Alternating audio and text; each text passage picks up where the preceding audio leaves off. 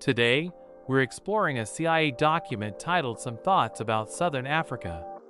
Originally classified as secret, it was created on February 13, 1970, and spans 26 pages. This memo was declassified on October 3, 2006, providing a detailed analysis of the geopolitical situation in Southern Africa during that time. Southern Africa, though a perennial international issue, is not in itself a particularly complicated case. White minorities in South Africa, Rhodesia, Southwest Africa, Angola, and Mozambique practice racial discrimination to preserve their monopoly of economic and political power. Independent Black Africans consider this an affront to human dignity and feel obliged to act to relieve the oppression of their fellow blacks. Most of the Asian, Arab, and Latin American states are sensitive to the continued white domination of non-whites in Southern Africa. The communist countries, which have no interests in the white-ruled states, find the Southern African issue a safe and convenient means of identifying themselves with the Third World. This memorandum was produced solely by the CIA. It was prepared by the Office of National Estimates and coordinated with the Office of Current Intelligence. For the West, however, and particularly for the U.S., the issue is exceedingly complex. A mixture of interests in both black and white-ruled Africa, strong moral pressures from domestic religious and humanitarian groups, conflicting interests in the United Nations and other world organizations, and uncertainties over how the Southern African situation affects larger great power relations. In the world, U.S. attitudes towards Southern Africa in the past decade have been greatly complicated in at least three ways. First, the coming of independence to Black Africa coincided with the flowering of the civil rights movement in this country, and with parallel expressions of concern elsewhere in the West over basic human rights. Both the U.S. civil rights struggle and the Black African emergence from colonial rule involved similar basic challenges of rapidly educating and training great numbers of blacks. For the blacks in both the U.S. and Africa, the decade of the 1960s also brought a quest for new symbols of black identity, dignity, and purpose. In some cases, American blacks sought inspiration from the political awakening of Black Africa and paid more heed to their African cultural heritage. The impact of all this on Western, and particularly U.S., attitudes has been primarily to direct more attention to Africa and, secondarily, to emphasize, in press coverage at any rate, the more favorable and optimistic developments in Black Africa. As a corollary, criticism of white Southern Africans became more fashionable. A second complication in Western attitudes was the tendency to apply to Black Africa most of the assumptions and criteria which had served well in other areas of the world which had earlier gained independence. Even though most Western observers recognized at the start that the new African states were deficient in political experience, institutions, economic infrastructure, and trained manpower, there was a strong predilection to treat such disabilities as temporary and susceptible to cure by orthodox approaches and programs. By and large, Africans themselves tended to underestimate their backwardness and overestimate their prospects for development. Gradually over the last decade, the initial optimism has faded, and the intractability of many Black African problems is more clearly recognized. Few Africanists now look for rapid economic development in Black Africa or expect that Africa will exert much influence upon the world scene in the next decade. A third complication was the fear that communist powers would gain influence in the new African states at the expense of the West. Indeed, in the early 1960s, the Soviets and Chinese showed considerable interest in Black Africa.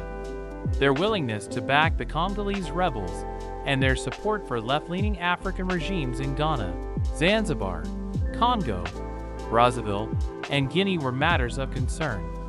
It was widely believed that the communists and their African friends, if successful in displacing tottering pro-Western regimes, would eventually be able to deny to the West access to important African minerals, to say nothing of overflight and landing rights, and would imperil sea and air communications between the Western Hemisphere and the Indian Ocean South Asia area. Early communist successes in Black Africa proved illusory, however.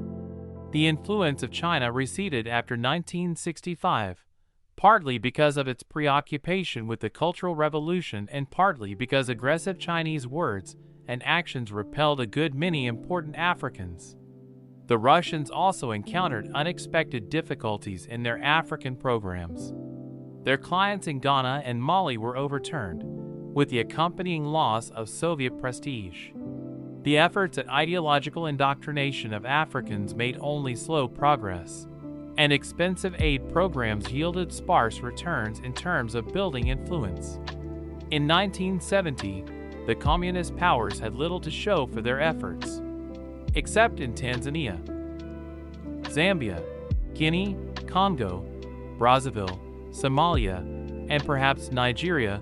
The communist powers seemed less disposed than earlier to compete with the West for influence or to take on additional political risks or economic commitments.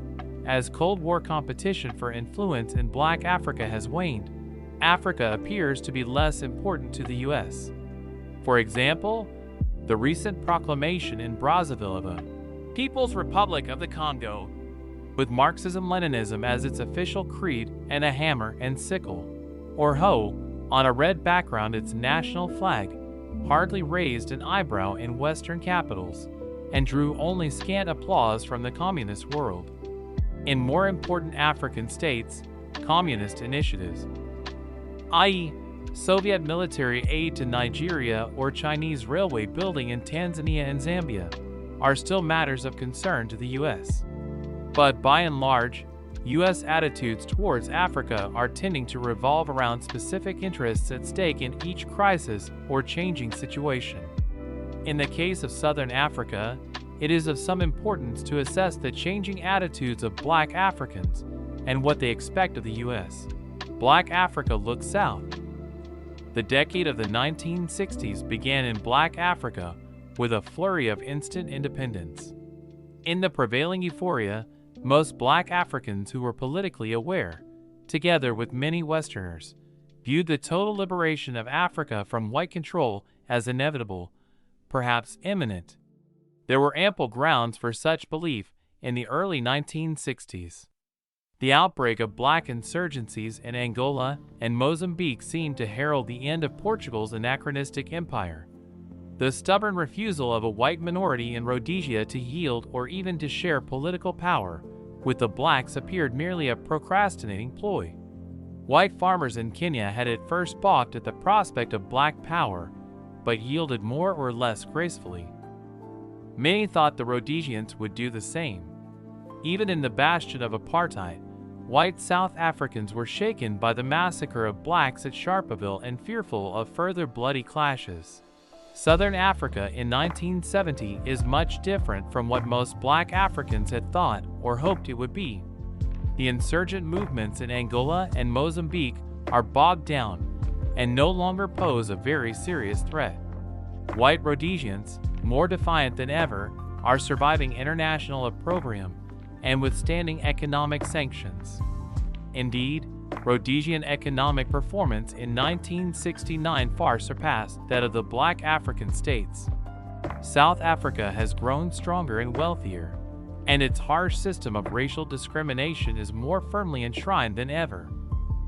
Black Africans are particularly frustrated by their inability to effect change in white-ruled Africa through their numerical strength in the UN. For a while, Black African resolutions, with the overwhelming support of both communist and free world delegations, seem to be striking at vulnerable spots.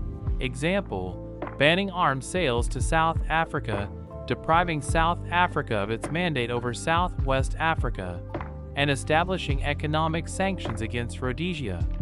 But when it became clear to Black Africans that these measures served only to stiffen white African resistance to change, the blacks turned to tougher proposals: the ousting of Portugal and South Africa from world organizations and gatherings, economic sanctions backed by force against all of Southern Africa, and the forcible expulsion of South African administrators from Southwest Africa.